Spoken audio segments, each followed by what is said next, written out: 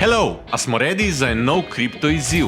Ok, dajmo najprej pogledati, kaj narediti s tole trending kriptovaluto.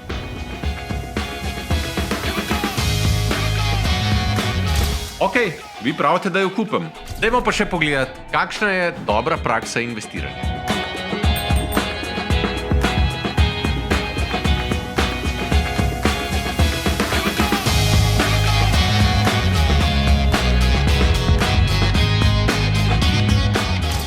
Zdaj razmišljam, da bi šel proti temu na svetu in vse en kup.